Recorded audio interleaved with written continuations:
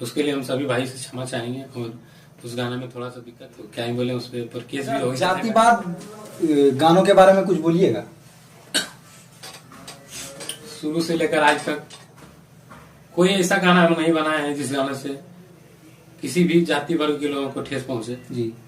एक तो गाना बना था तो उसके लिए हम सभी भाई से क्षमा चाहेंगे। और उस गाने में थोड़ा सा दिक्कत भी हुआ था तो क्या ही बोले, उस पर केस भी हो गया था गाना पे। फिर भी भाई को धन्यवाद कहेंगे कि वो अपना हक के लिए लड़े और अपना हक के लिए जो मेरे साथ जो भी हुआ वो उनका हक था, क्योंकि उनके बारे में कुछ उस तरह का हुआ था उसमें जो कि भाई लोग नाराज हो गए थे। तो उन सभी भाइयों से मैं अभी भी माफी मांगना चाहूंगा कि आगे से इस तरह का कोई गाना नहीं बनेगा जिससे आप लोगों को ठेस पहुंचेगा। और मस्त मस्त चीज आएगा और मस्त चीज जिससे आप लोग झूमिएगा और मगही का एक वो अलग अंदाज में मिलेगा आप लोगों को।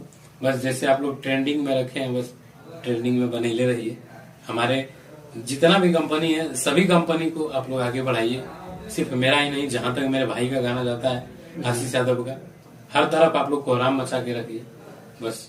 और हमारे राइटर जो है भाई नंदन यादव, उनका भी आप लोग गाना को आप लोग बहुत ज्यादा पसंद करते हैं, उनका लिखा हुआ गाना।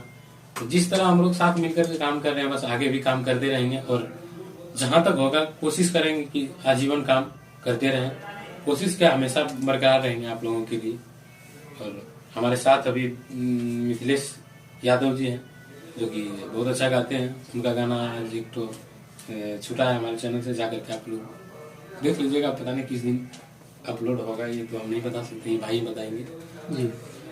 और क्या ही बोले जी, बहुत बहुत धन्यवाद। अगर वीडियो अच्छा लगे तो वीडियो को लाइक कीजिए, शेयर कीजिए और सब चैनल पे नए हैं चैनल को सब्सक्राइब कीजिए और फेसबुक पेज पे देख रहे हैं तो फेसबुक पेज को फॉलो कीजिए। धन्यवाद।